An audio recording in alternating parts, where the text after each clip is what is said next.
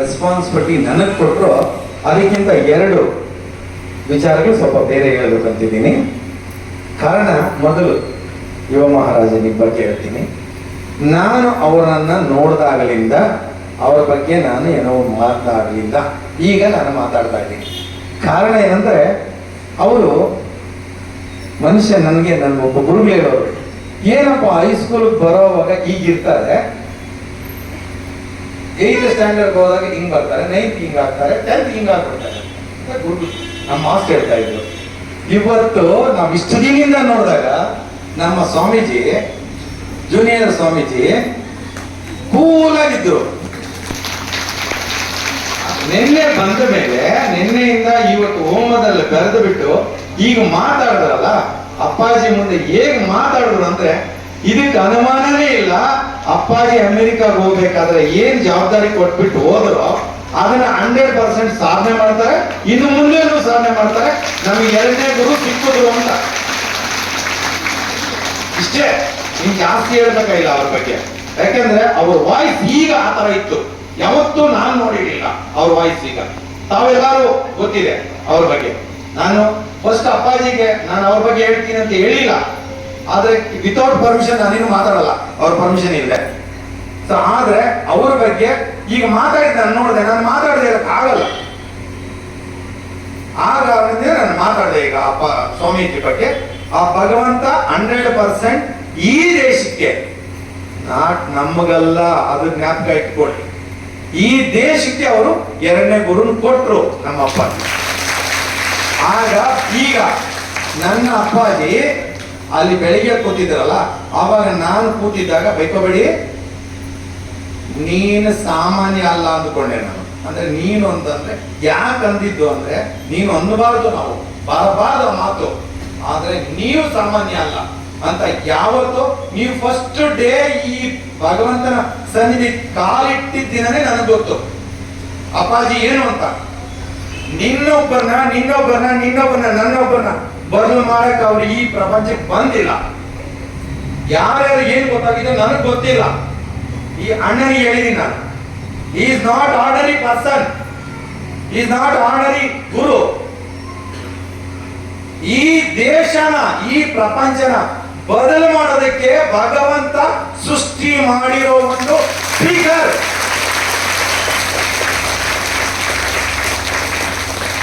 ಇವತ್ತು ದಯವಿಟ್ಟು ಹೇಳ್ತಾ ಇದ್ದೀನಿ, ಇವತ್ತು ಏನು ಅಪ್ಪಾಜಿ ಭಾಷಣ ಮಾಡಿದ್ರು ಪ್ರತಿ ಒಬ್ಬರು, ಪ್ರತಿ ಗ್ರೂಪ್ಗಳಿಗೂ ಹಾಕಿ, ದಯವಿಟ್ಟು ಇದು ರಿಕ್ವೆಸ್ಟ್ ಮಾಡಿ ನಿಮಗೆ ಕೇಳ್ತೀನಿ. ಕಾರಣ ಇಷ್ಟೇ, ಅದು ಆರ್ಡಿನರಿ ಭಾಷಣ ಅಲ್ಲ, ನನ್ನ ದೇಶನ ಬದಲು ಮಾಡಕ್ಕೆ. ಬೆಳಿಗ್ಗೆ ಹೇಳಬೇಕು ಅಂತಿದ್ದೆ, ಈಗ ಹೇಳ್ತಾ ಇದ್ದೀನಿ. ಅಪ್ಪಾಜಿ ಕೆಲವು ಹೇಳಿದ್ರು, ಅಲೆಕ್ಸಾಂಡರ್ ಸಾರು 17 ಸಾರಿ ದಂಡೆತ್ತಿ ಬಂದ್ರು. ಅವರಪ್ಪ ಹೇಳಿದ್ರು, ಯಾವ ದೇಶದ ಮೇಲಾದ್ರೂ ಹೋಗು, ನೀನು ಇಂಡಿಯಾ ಮೇಲೆ ಮಾತ್ರ ಹೋಗ್ಬೇಡ, ಹೋದ್ರೆ ಅವತ್ತು ನಿಂದು ಮುಗುತ್ತು ಕತೆ ಅಂತ ಅವರಪ್ಪ ಹೇಳಿದ್ರು. ಆದ್ರೆ ಕಡೆಗೆ ಬಂದ್ರು, ಏನಾದ್ರು ಎಲ್ಲರಿಗೂ ಗೊತ್ತಿದೆ. ಹಾಗೆ ನನ್ನ ಅಪ್ಪ ಏನ್ ಹೇಳಿದ್ರು, ನನ್ನ ದೇಶ ಬಗ್ಗೆ ಕಣ್ಣೆತ್ತಿ ನೋಡ್ಬೇಡ ನೀನು ಅಂದ್ರು. ಇವತ್ತು ಜ್ಞಾಪಕ ಇಟ್ಕೊಳ್ಳಿ, ಹೇಳಿದ್ರ ಕರೆಕ್ಟಾಗಿ ಅಬ್ಸರ್ವ್ ಮಾಡಿ ನೀವು, ಅರ್ಥ ಅದೇ. ಅಮೆರಿಕದಿಂದ ಬಂದು ನಿನ್ನೆ ಬಂದು ಇವತ್ತು ಆ ಮಾತು ಹೇಳಬೇಕಾದ್ರೆ ನರನಾಡಿಗಳು ಅಲಗಾಡೋಗ್ಬಿಟ್ಟಿದ್ದಾವೆ ಅವ್ರಿಗೆ. ನನ್ನ ದೇಶದ ಬಗ್ಗೆ ಅಮೆರಿಕದಲ್ಲಿ ಏನೇನ್ ನಡೆದಿದೆ A to Z ಗೊತ್ತಿದೆ ಅವರಿಗೆ. ಇವತ್ತು ಹೊರಗಡೆ ಬಂತು, ಯಾವತ್ತು ಎಷ್ಟು ವರ್ಷ ಆಯ್ತು ಅವ್ರು ಬಂದು ಆ ವೇದಿಕೆಯಲ್ಲಿ ಮಾತಾಡಿದಾಗ ನಾನು ಹೇಳಿದೆ ಅಣ್ಣನಿಗೆ, ಅಣ್ಣ ಇವರು ಬರೀ ನನ್ನ ಬದಲು ಮಾಡಕ್ ಬರ್ಲಿಲ್ಲ ಅಣ್ಣ, ಇವರು ಇಡೀ ನಮ್ಮ ಪ್ರಪಂಚನ ಬದಲು ಮಾಡಕ್ಕೆ ಹುಟ್ಟಿರೋದು ಅಂತ ನಾನು ಅವತ್ತು ಹೇಳಿದೆ. ಅಣ್ಣ ಜ್ಞಾಪಕ ಇದ್ದೇನೆ, ನನ್ನ ಅಪ್ಪ ಅದು ಹಾಗೆ ನೀವು ತಿಳ್ಕೊಂಡಿರ್ಬೋದು, ನನ್ನ ಅಪ್ಪ ನನ್ನೊಬ್ಬನೇ ಬದಲು ಮಾಡಕ್ ಇಂಪಾಸಿಬಲ್. ಖಂಡಿತವಾಗಿ ಹೇಳ್ತೀನಿ, ಈ ದೇಶ, ನಮ್ಮ ದೇಶನ ಯಾರು ಕಲಿಸಕ್ಕಾಗಲ್ಲ. ಯಾಕಂದ್ರೆ ಆ ಪರಮಾತ್ಮ ಇಂಥವ್ರನ್ನ ಜನಿಸ್ತಾನೇ ಇರ್ತಾರೆ. ಇವರು ಇಲ್ಲಿ ಹೆಜ್ಜೆ ಇಟ್ಟಾಗಿಂದಲೂ ಇಲ್ಲಿ ಹೇಳ್ತಾನೆ ಇದೆ ನನಗೆ, ಇದು ಹೇಳ್ತಾನೆ ಇದೆ ನನಗೆ. ಅದಕ್ಕೆ ಹೇಳಿದ್ದೀನಿ, ಇವತ್ತು ಅವ್ರ ಬಾಯಲ್ಲಿ ಬಂದಿದ್ದಕ್ಕೆ ನಾನು ಇಷ್ಟೊಂದು ಧೈರ್ಯವಾಗಿ ಹೇಳ್ತಾ ಇರ್ತೀನಿ. ಮೋದಿ ಸಾರ್ ಒಬ್ಬರು ಪುಣ್ಯವಂತರು, ಮೋದಿ ಸಾರ್ ಪುಣ್ಯವಂತರು ಹೇಳ್ತೀನಿ. ಆದ್ರೆ ಅಪ್ಪ ಹೇಳಲ್ಲ ಅವ್ರ ಹೆಸರು, ಹೇಳಬಾರದು. ಓಕೆ, ಇರ್ಲಿ, ಹೇಳಿದ್ರು ಅವ್ರ ಸಂಬಂಧ. ಆದ್ರೆ ನಾನು ಹೇಳ್ಬೋದು, ನಾನು ಹೇಳ್ತೀನಿ. ಯಾಕೆಂದ್ರೆ ನಾನು ಅವ್ರ ಮಗ, ನಾನು ಹೇಳ್ಬೋದು. ಅದರಿಂದನೇ ಮೋದಿ ಸರ್ ಅವರ ಹೆಸರು ಹೇಳಿದ್ದೀನಿ. ಅಂತವರು ಭಗವಂತ ಸೃಷ್ಟಿ ಮಾಡೋ ಬೊಂಬೆಗಳಿವರೆಲ್ಲ. ಈ ಅಪ್ಪಾಜಿ ಅಷ್ಟೇ. ಅಪ್ಪಾಜಿ ಇಡೀ ನಮ್ಮ ಪ್ರಪಂಚದ ಒಳ್ಳೆ ಕಣ್ಣು ತೆಗೆಸ್ಬೇಕು ಅಂತ ಭಗವಂತ ಇವರನ್ನ ಸೃಷ್ಟಿ ಮಾಡಿರೋದು. ಅದರಿಂದನೇ ಈ ಮಾತು ನಾನು ಅಪ್ಪಾಜಿ ಹತ್ರ ನಾನು ಹೇಳಕ್ ಆಗ ಮಧ್ಯಾಹ್ನನೇ ನಾನು ಕೊಡ್ಬೇಕಿತ್ತು, ಕೊಡ್ಲಿ. ಆ ಭಗವಂತ ಕೊಡಿಸ್ಲಿಲ್ಲ, ನನಗೆ ಈಗ ಕೊಡಿಸಿದ್ರು. ಈಗ ಕೊಡ್ತಾರೆ ಅಂತ ನಾನು ಏನೂ ಮಾಡಿರ್ಲಿಲ್ಲ. ಕೊಟ್ಬಿಟ್ರು ಫೋನ್ ಅಂತೀನಿ ನಾನು, ಮೈಕ್. ಇದಕ್ಕೆ ಈಗ ನಾವೊಂದು ಇನ್ನಷ್ಟು ಅಪ್ಪಾಜಿಗೆ ಇದು ಹುಮ್ಮಸ್ಸು ನಾವು ಕೊಡ್ಬೇಕು. ನನ್ನ ದೇಶದ ನೀವು ಕಾಪಾಡಿ ತಂದೆ. ಕಾರಣ ಏನು ಗೊತ್ತಾ? ಅದನ್ನು ಹೇಳ್ತೀನಿ. ಇವೆಲ್ಲ ಸೇರಿದ್ವಲ್ಲ ಬೆಳಗ್ಗೆ, ಅಷ್ಟೊಂದು ಜನ ಅಪ್ಪಾಜಿ ಏನ್ ಮಾಡಿದ್ರೆ ಹೇಳಿ. ನನಗೇನು ಅನ್ನಿಸ್ತು ಗೊತ್ತಾ? ಒಗ್ಗಟ್ಟು ತರಿಸೋದು, ಪ್ರತಿಯೊಬ್ಬರಲ್ಲೂ ಹೊಂದಾಣಿಕೆ, ಪ್ರತಿಯೊಬ್ಬರಲ್ಲೂ ಪ್ರೀತಿ ತುಂಬಿಸೋದು. ಒಂದು ಬೇಕಾಗಿರೋದು ಪ್ರೀತಿ. ಪ್ರತಿಯೊಬ್ಬ ಮನುಷ್ಯನಿಗೂ ಪ್ರೀತಿನೇ ದೇವರು, ಪ್ರೀತಿನೇ ಅಪ್ಪಾಜಿ. ಐ ಲವ್ ಯು ಅಪ್ಪಾಜಿ ಅಂತ ಕಳಿಸ್ತೀನಿ ನಾನು ಅವಾಗ. ಯಾಕೆಂದ್ರೆ ನಮ್ಮ ಪ್ರೀತಿನೇ ದೇವರು, ಪ್ರೀತಿನೇ ಲವ್, ಪ್ರೀತಿನೇ ಎಲ್ಲ. ಹೊಂದಾಣಿಕೆ ತಂದಿರೋದು ಇಲ್ಲಿ ಒಂದು ಕಡೆ. ಎಲ್ಲ ವಿತೌಟ್ ಮ್ಯಾಟ್ ಕುತ್ಕೊಂಡಿದ್ದೀರಲ್ಲ, ಇದೇನಿದು? ಇದು ಅಪ್ಪನ ಒಂದೇ ಕಡೆ ಕಾಣ್ತಾ ಇದ್ದಾರೆ ಅಲ್ಲಿ. ಅಪ್ಪಾಜಿ ಒಂದೇ ಕಾಣ್ತಾ ಇದ್ದಾರೆ. ಇದೇ ನಮ್ಮ ಹೊಂದಾಣಿಕೆ. ಈ ಹೊಂದಾಣಿಕೆ ನಾವಿರೋ ಸುಖ ಇರಬೇಕು ಅಂತ ಹೇಳ್ಕೊಡ್ತಾ ಇರೋದು ಅಪ್ಪಾಜಿ ಅಷ್ಟೇ. ಯಾರೇನೇ ಮಾತಾಡಲಿ ಅದು ಪಾಸಿಟಿವ್ ತಿಳ್ಕೊಳ್ಳಿ, ನೋ ನೆಗೆಟಿವ್ ತಿಳ್ಕೊಬೇಡಿ. ನಾನು ತಿಳ್ಕೊಳ್ಳೋದು ಇಲ್ಲ. ಏನೇ ಮಾತಾಡ್ಲಿ, ಯಾರೇ ಮಾತಾಡ್ಲಿ, ಒಂದ್ ಸ್ವಲ್ಪ ನೋವು ಪಟ್ಕೊಳ್ತೀನಿ, ಮತ್ತೆ ಮರ್ತೋಗ್ತೀನಿ. ಸ್ವಲ್ಪ ಹೊತ್ತೇ ಇರೋದು. ನೋವು ಬರಲ್ಲ ಅಂತಲ್ಲ, ಮನುಷ್ಯನೇ ಅಲ್ವಾ, ನೋವು ಬಂದೇ ಬರುತ್ತೆ. ಆದ್ರೆ ಮರ್ತೋಗ್ತೀನಿ, ಸೆಕೆಂಡ್ಗಳು ಮರ್ತೋಗ್ತೀನಿ, ಮತ್ತೆ ಅಪ್ಕೊಳ್ತೀನಿ. ಒಂದ್ಸಾರಿ ಅಪ್ಕೊಳ್ಳಿ. ಪ್ರತಿಯೊಬ್ಬರನ್ನು ಸಾಧ್ಯವಾದಷ್ಟು ಹಕ್ ಮಾಡಿ, ಹಕ್ ಮಾಡಿ. ನೋಡಿ ಆ ಒಂದು ಹೊಂದಾಣಿಕೆ ಹೇಗಿರುತ್ತೆ, ಆ ಪ್ರೀತಿ ಹೇಗಿರುತ್ತೆ ಅಂತ. ಒಬ್ಬರ ಮೇಲೆ ಒಬ್ಬರು ದ್ವೇಷನೇ ಬರಲ್ಲ. ಇದರ ಅರ್ಥ. ಬೆಳಗ್ಗೆ ನೀವು ದಯವಿಟ್ಟು ಎಲ್ಲಾ ಗ್ರೂಪ್ಗಳು ಕಳಿಸಿ, ಇಡೀ ಪ್ರಪಂಚಕ್ಕೆ ಕಳಿಸಿ ಅಪ್ಪಾಜಿ ಮಾತಾಡಿರೋದು. ನನಗೆ ಅಪ್ಪಾಜಿ, ನಿಮಗೆ ಒಂದೇ ಒಂದು ರಿಕ್ವೆಸ್ಟ್ ತಮ್ಮ ಹತ್ರ ಅಪ್ಪಾಜಿ, ಆ ಭಾಷಣ ಮಾತ್ರ ಸಪರೇಟ್ ಮಾಡಿ ಕಳಿಸಿ ಅಪ್ಪಾಜಿ, ಎಲ್ಲರೂ ಅಪ್ಪಾಜಿ ಪ್ಲೀಸ್ ಅಪ್ಪಾಜಿ. ಕಾರಣ ಅಪ್ಪಾಜಿ ಅದು ಆರ್ಡಿನರಿ ಭಾಷಣ ಅಲ್ಲ ಅಪ್ಪಾಜಿ, ಅದು ನೀವು ಮಾತಾಡಿರೋದಲ್ಲ ಅಪ್ಪಾಜಿ. ಸಾಕ್ಷಾತ್ ಅಮ್ಮ ನೀವು ನಿನ್ನೆ ಹೇಗ್ ಬಂದ್ರು, ತಾಯಿ ಅಮ್ಮನೇ ಬಂದ್ರು ನಮ್ಗೆ. ಆಗ ಹೇಗ್ ಬಂದ್ರು ನೀವು, ಅದೇ ತಾಯಿನೇ ನೀವು ಮಾತಾಡಿದ ಅಪ್ಪಾಜಿ. ಅದಕ್ಕೆ ಅಪ್ಪಾಜಿ ಅದು ದಯವಿಟ್ಟು ಅದು ಸಪರೇಟ್ ಮಾಡ್ತೀವಿ. ಉಳಿದಿದ್ದೆಲ್ಲ ಒಂದು ಇರಲಿ, ಅದೇ ಇರಲಿ ಅಪ್ಪಾಜಿ. ಅದು ಭಯಂಕರವಾದ ಭಾಷಣ. ನನಗೆ ಇನ್ನೂ ಮಾತಾಡ್ಬೇಕು ಅನಿಸ್ತಾ ಇತ್ತು ಅಪ್ಪಾಜಿ. ಅಷ್ಟೊಂದು ದೇಶದ ಬಗ್ಗೆ ಪ್ರತಿಯೊಬ್ಬರು ಅಪ್ಪಾಜಿ ಅದರಲ್ಲಿ ಒಂದು ಭಾಗ ನಾವು ಆ ಒಂದು ನಮ್ಮ ದೇಶದ ಮೇಲೆ ಪ್ರೀತಿ ಇಟ್ಕೊಳ್ಳೋಣ. ಅವ್ರು ಹೇಳ್ಕೊಟ್ಟಿದ್ದನ್ನ ಕಲಿಯೋಣ. ಆ ಲಲಿತಾ ಸಹಸ್ರ ನಾಮಗಳು ದಯವಿಟ್ಟು ಕಲಿದೇ ಇರೋರು ಕಲೀರಿ. ಎಷ್ಟು ಕಷ್ಟಪಟ್ಟು ಹೇಳ್ಕೊಡ್ತಾರೆ. ಆಮೇಲೆ ಅವ್ರು ಹೇಳ್ಕೊಡುವಾಗ ಪದಗಳು ಎಷ್ಟು ಕಷ್ಟ ಆದ್ರು. ಅದು 4 ಲೈನ್ ಇದ್ರೆ 4 ಲೈನ್ 40 ಸಾರಿ ಹೇಳ್ಕೊಡ್ತಾರೆ. ನಮಗ್ ಬರೋ ತನಕ ಆ ಪದಗಳು ಉಚ್ಚಾರಣೆ ಬರೋ ತನಕ ಬಿಡಲ್ಲ. ಇಲ್ಲ ನೀನ್ ಸರಿಯಾಗಿ ಹೇಳಿಲ್ಲ, ಮತ್ತೆ ಅದಲ್ಲ. ಅದಕ್ಕೆ ಅಮ್ಮ ನಿನ್ನೆ ಸಾಕ್ಷಾತ್ ಅಮ್ಮ ಆಗಿ ಬಂದ್ರು. ಈಗ ಅಮ್ಮಾಗೇ ಇರ್ತಾರೆ ಅಷ್ಟೇ. ಈಗ ದಯವಿಟ್ಟು ಸಾಕು, ನಾನು 2 ನಿಮಿಷ ಪರ್ಮಿಷನ್ ತಗೊಂಡೆ ಅಪ್ಪ ಹತ್ರ. ಎಕ್ಸ್ಟ್ರಾ ಮಾತಾಡುತ್ತೆ, ದಯವಿಟ್ಟು ಕ್ಷಮಿಸ್ಬೇಕು. ಈಗ ನಾಳೆನ ಮತ್ತೆ ಅಪ್ಪಾಜಿ ಸ್ವಾಮೀಜಿ 1-2 ಮಾತು ಹೇಳಿದ್ರು. ಅಪ್ಪಾಜಿ ಪರ್ಮಿಷನ್ ತಗೊಂಡು ನಾನು 1-2 ಮಾತು ಅಮ್ಮ ಬಗ್ಗೆ ಹೇಳಿಬಿಡ್ತೀನಿ. 2 ಮಾತು, ಜಾಸ್ತಿ ಹೇಳಲ್ಲ. ಅಪ್ಪಾಜಿ ಶ್ರೀಚಕ್ರ ಕೊಡ್ತಾರೆ. ಯಾರು ಬೇಕೋ ಅವರು ಮಾತ್ರ ಅಪ್ಪಾಜಿ ಕಡೆಯಿಂದ ತಗೊಂಡ್ರೇನೆ ಅದು ಸಾರ್ಥಕ. ಯಾರು ಬೇಕಾದ್ರೂ ಅವ್ರು ಕೊಟ್ರೆ ಯೂಸ್ ಆಗಲ್ಲ. ಇಲ್ಲೆಲ್ಲೋ ಬಂದು ತಗೊಂಡ್ರೆ ಯೂಸ್ ಆಗಲ್ಲ, ನಾವಳದು ತಗೊಂಡ್ರೆ ಯೂಸ್ ಆಗಲ್ಲ. ದರ್ಬಾರ ಸೀನ್ ಅಂದ್ರೆ ಏನು? ರಾಜಾದಿರಾಜ ಯೋಗಿರಾಜ ಮಹಾರಾಜ ಶ್ರೀ ಅಪ್ಪಾಜಿ ಮಹಾರಾಜ್ ಅಲ್ಲಿ ಕೂತಿರ್ತಾರೆ. ಆ ರಾಜ ಹತ್ರ ನಾವು ಕಷ್ಟಗಳನ್ನ ಹೇಳೋದಕ್ಕೆ ಹೋಗಿರ್ತೀವಿ. ಅಪ್ಪಾಜಿ ನಮ್ಗೆ ಈ ತರ ತೊಂದರೆಗಳು ಬಂದಿದೆ, ದಯವಿಟ್ಟು ಅಪ್ಪಾಜಿ ದೇಹ ಪ್ರಾಣ ಎಲ್ಲ ಬಿಟ್ಟು ನಮಗೆ ಸಹಾಯ ಮಾಡ್ತಾರೆ, ನಾವು ಏನು ಕೇಳಿದ್ರೆ ಅದನ್ನು ಕೊಡ್ತಾರೆ. ಅದರಿಂದಾನೆ ಆ ಟೈಮಲ್ಲಿ ತಗೊಂಡ್ರೆ ಸಂಪೂರ್ಣವಾದ ಒಂದು ಪ್ರೀತಿ ಸಿಗುತ್ತೆ, ಸಂಪೂರ್ಣವಾದ ಆಶೀರ್ವಾದ ಸಿಗುತ್ತೆ. ಜೊತೆಲಿ ಪ್ರತಿದಿನ ಅಮ್ಮಗೆ ಊಟ ಕೊಡೋಂಗಿದ್ರೆ ಮಾತ್ರ ತಗೊಳ್ಳಿ, ಊಟ ಕೊಡಕ್ಕಾಗದೆ ಇರೋ ತಗೋಬೇಕು. ಇಷ್ಟೇ ನಾವು ಹೇಳೋದು, ನಾನು ಜಾಸ್ತಿ ಹೇಳಲ್ಲ, ನಾನು ಇಷ್ಟೇ. ನಿಮ್ಮ ಮಗುನ ಅಪ್ಪಾಜಿ ಕೈಲಿ ಕೊಟ್ಟು ಅಪ್ಪಾಜಿ ಕಡೆಯಿಂದ ಮಗುನ ತಗೊಂಡೋಗ್ತಾ ಇರ್ತೀರಾ, ತಗೊಂಡೋದ್ಮೇಲೆ ಮಗುನ ಹೇಗೆ ನೋಡ್ಕೊಳ್ತೀರೋ ಆಗ ನೋಡ್ಕೊಳ್ಳಿ. ಶ್ರೀಚಕ್ರ ಅಂದ್ರೆ ಮಗುನೇ ಅಪ್ಪಾಜಿ ಕೊಡೋದು. ಇಷ್ಟೇ ನಾನು ಹೇಳೋದು, ಇನ್ನು ಜಾಸ್ತಿ ಅಪ್ಪಾಜಿ ಹೇಳ್ತಾರೆ. ನಾಳೆ ಅಷ್ಟೇ, ನಾಳೆ ಬೆಳಿಗ್ಗೆ 20ನೇ ವರ್ಷದ ವಾರ್ಷಿಕೋತ್ಸವ, ಇನ್ನೊಂದು 25ನೇ ವರ್ಷಕ್ಕೆ ಏನೋ ಹೇಳಿದ್ರು. ಎಲ್ಲ ಅವರ ಆಶೀರ್ವಾದ, ನಾನು ಹೇಳಿದೆ ಅಪ್ಪಾಜಿ ನಿಮ್ಮ ಆಶೀರ್ವಾದ ಇರಬೇಕು. ಅಮೆರಿಕದಲ್ಲಿದ್ರು, ನಿಮ್ಮ ಆಶೀರ್ವಾದ ಇದ್ರೆ ನೀವೇನು ಹೇಳಿದ್ರೆ ಅದನ್ನು ಮಾಡಿ, ನಾನು ನೀವೇನು ಆಶೀರ್ವಾದ ಮಾಡ್ತೀರ ಅದೆಲ್ಲ ಮಾಡ್ತೀನಿ ಅಪ್ಪಾಜಿ ನನಗೆ ಅಂತ ಹೇಳಿದೆ. ಆದ್ರೆ ಈಗ 25 ವರ್ಷ ನಾನು ಹೇಳಿಲ್ಲ, ಅಪ್ಪನೇ ಹೇಳ್ಕೊಟ್ಟಿರೋದು, ಬಾಬಾ ಹೇಳ್ಕೊಟ್ಟಿರ್ಬೋದು, ಅಮ್ಮ ಹೇಳ್ಕೊಟ್ಟಿರ್ಬೋದು, ಇಬ್ರು ಹೇಳ್ಕೊಟ್ಟಿರ್ತಾರೆ. ಅದಕ್ಕೆ 25 ವರ್ಷ ಸಿಲ್ವರ್ ಜೂಬ್ಲಿ ಅಪ್ಪಾಜಿ ಕೈಲಿ ನನಗೆ. ಅದಕ್ಕೆ ಅಣ್ಣನ ಹೇಳ್ಕೊಂಡೆ ನಾನು, 25 ವರ್ಷಕ್ಕೆ ನಾವಿಬ್ರು ಬೇಜಾನ್ ಮಾತಾಡ್ಕೊಂಡ್ಬಿಟ್ಟಿದ್ದೀವಿ. ಲಕ್ಷಾನುಗಟ್ಟಲೆ ಜನನ ಕರೆಸಿ ಅಪ್ಪಾಜಿ ಕೈಲಿ ಡಿಫ್ರೆಂಟ್ ಪೂಜೆ ಮಾಡಬೇಕು, ಡಿಫ್ರೆಂಟ್ ಪೂಜೆಗಳು ಮಾಡಿಸ್ಬೇಕು ಅಂತ ತೀರ್ಮಾನ ತಗೊಂಡಿದ್ದೀವಿ ಅಣ್ಣನ ಹತ್ರ, ದೇವರಾಜನ ಹತ್ರ. ಅದು ಗೊತ್ತಿಲ್ಲ, ನಾನು ಇನ್ನೂ ಮಾತಾಡಿಲ್ಲ ಅಪ್ಪಾಜಿ ಹತ್ರ. ಅವರ ಆಶೀರ್ವಾದ ಇದ್ರೆ ಖಂಡಿತವಾಗಿ ಮಾಡಿಸೋಣ.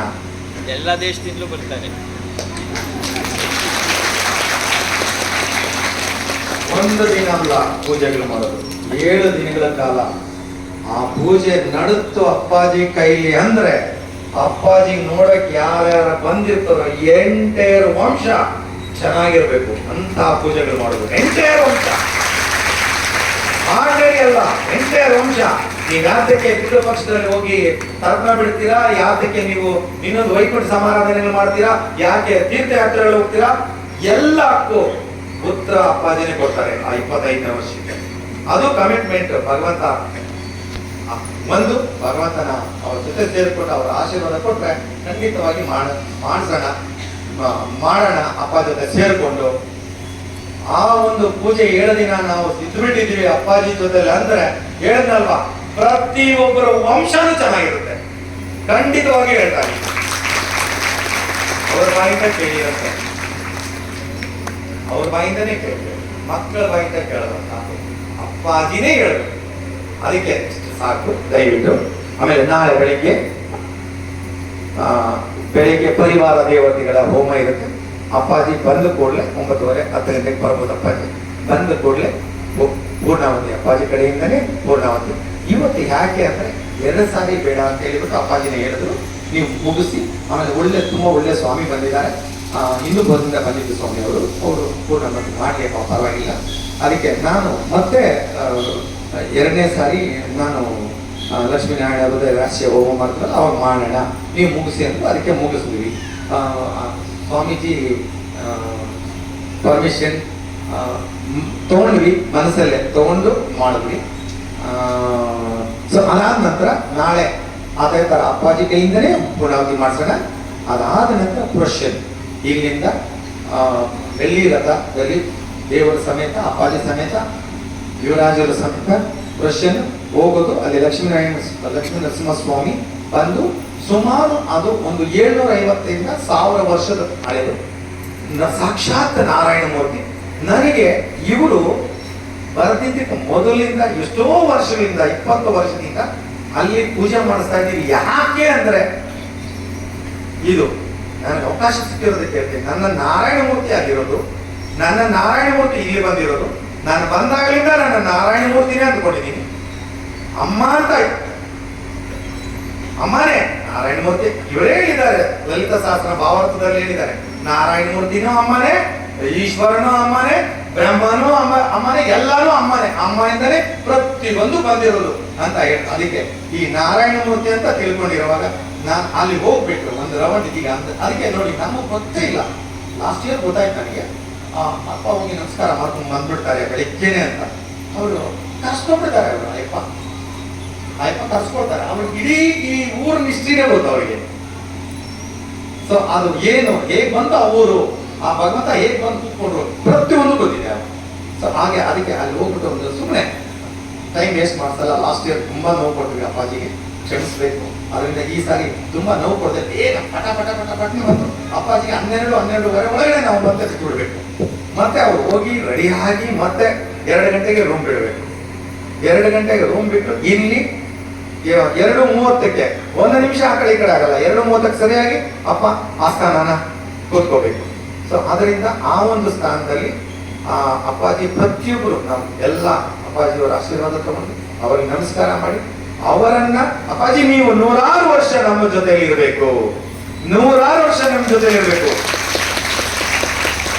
ಒಂದು ತಿಳ್ಕೊಳ್ಳಿ, ಈ ಅಪ್ಪಾಜಿ ಇರೋದರಿಂದನೇ ಇಲ್ಲಿ ಒಂದು ಬೋರ್ಡ್ ನೀವು ನೋಡಿಲ್ಲ ನೀವೆಲ್ಲರೂ, ಇಲ್ಲಿ ಒಂದು ಬೋರ್ಡ್ ಇದೆ, ಪುನರ್ದರ್ಶನ ಪ್ರಾಪ್ತಿರಸ್ತು ಅಂತ. ಪುನರ್ದರ್ಶನ ಪ್ರಾಪ್ತಿರಸ್ತು. ಅಪ್ಪಾಜಿ ಯಾಕೆ ಆ ಮಾತು ಹೇಳ್ತಾರೆ ಅಂದ್ರೆ ನೋಡಿ, ಯೋಚನೆ ಮಾಡಿ. ಅದರಲ್ಲಿ ನೀನು ಮತ್ತೆ ಬಾ ಮಗನೇ ನನ್ನನ್ನು ನೋಡು ಅಂತ ಹೇಳ್ತಾರೆ, ಹೇಳಿದ್ದಾರೆ. ಇಲ್ಲ ಹಾಕ್ಸಿದ್ದಾರೆ, ಸ್ಟೇಜ್ ಮೇಲೆ ಬೋರ್ಡ್ ಹಾಕ್ಸಿದ್ದಾರೆ. ಮತ್ತೆ ಬಂದು ನನ್ನನ್ನು ನೋಡು ಅಂದ್ರೆ ನೀನ್ ಎಲ್ಲೆಲ್ಲಿ ಹೋಗಿ ಎಲ್ಲಾ ಕೆಲಸಗಳು ನಾನು ನೋಡ್ತಾ ಇರ್ತೀನಿ, ನೀನ್ ಏನೇನು ಮಾಡ್ತಾ ಇದ್ದೀಯ ಎಲ್ಲಾ ಕೆಲಸಗಳು ನಾನು ನೋಡ್ತಾ ಇರ್ತೀನಿ. ನೀನ್ ಅದಕ್ಕೆ ರಾಂಗ್ ಎಲ್ಲೂ ಮಾಡಬೇಡ, ಒಳ್ಳೆ ಕೆಲಸಗಳೇ ಮಾಡು, ಒಳ್ಳೆ ರೀತಿಯಲ್ಲೂ ಚೆನ್ನಾಗಿರು, ಸಂತೋಷವಾಗಿರು, ಮತ್ತೆ ಬಾ ನನ್ನ ಹತ್ರ. ನೋಡಿ, ಅದಕ್ಕೆ ಪುನರ್ದರ್ಶನ ಪ್ರಾಪ್ತಿರಸ್ತು ಅಂತ ಹೇಳಿದ್ದಾರೆ. ಸೊ ಆದ್ರೆ ಇಡೀ 2 ಕಡೆ ನೋಡ್ಬೋದು ನೀವು ಆ ಬೋರ್ಡು. ತಿರುಪತಿಯಲ್ಲಿ ಒಂದು, ವಾಪಸ್ ಬರುವಾಗ ಕೆಲವರು ನೋಡಿರ್ತೀರಾ, ಈ ಭಗವಂತನ ಸನ್ನಿಧಿಯಲ್ಲಿ ಹಾಕ್ಸಿದ್ದಾರೆ. ಅಪ್ಪಾಜಿ ಕೈಯಲ್ಲಿ ಇನ್ನೊಂದು ಕಲ್ಲಲ್ಲಿ ಹಾಕ್ಸ್ಬೇಕಂತಿದ್ದೀವಿ. ಆ ಭಗವಂತ ಅವ್ರು ಯಾವ ಪರ್ಮಿಷನ್ ಕೊಟ್ಟರೆ ಅದನ್ನ ಕೆತ್ತನೆ ಮಾಡಿ ಮಾಡಿಸ್ತೀವಿ ಅಪ್ಪಾಜಿ ಕೈಯಲ್ಲಿ. ಪುನರ್ದರ್ಶನ ಪ್ರಾಪ್ತಿರಸ್ತು ಅಂತ. ಅದು ಹಾಗೆ ಅಪ್ಪಾಜಿಗ 100 ವರ್ಷ ನೀವು ಚೆನ್ನಾಗಿರ್ಬೇಕು ಅಂತ ಬೇಡಣ. ಆಗ ಅಪ್ಪಾಜಿನ ಸಂತೋಷವಾಗಿ ಆ ಕಾರ್ಯಕ್ರಮ ನಡೆಸ್ಕೊಡಿ ತಂದೆ ಅಂತ ಬೇಡಣ. ಹಾಗೆ ಅಪ್ಪಾಜಿ ಆನಂದವಾಗಿ ಸಂತೋಷವಾಗಿ ಚೆನ್ನಾಗಿರ್ತಾರೆ. ಎಲ್ಲರೂ ನಮಗೋಸ್ಕರ ಅವ್ರು ಕೇಳ್ತಾರೆ. ನಾವು ಒಂದು ನಿಮಿಷ ಅಪ್ಪಾಜಿ ನೀವು ಚೆನ್ನಾಗಿರ್ಬೇಕು, ನಮಗೆ ನಮ್ಮ ಕಣ್ಣು ಮುಂದೆ ಯಾವಾಗಲೂ ನಗರಂತ ಇರಬೇಕು ಅಪ್ಪಾಜಿ, ನಿಮ್ಮ ಮುಂದೆ ನಾವು ಚೆನ್ನಾಗಿರ್ಬೇಕು, ಇರ್ತೀವಿ ಅಪ್ಪಾಜಿ, ಇರ್ತೀವಿ ಅಂತ ಹೇಳಬೇಕು. ಯಾಕೆ ಇದೆಯಲ್ಲ?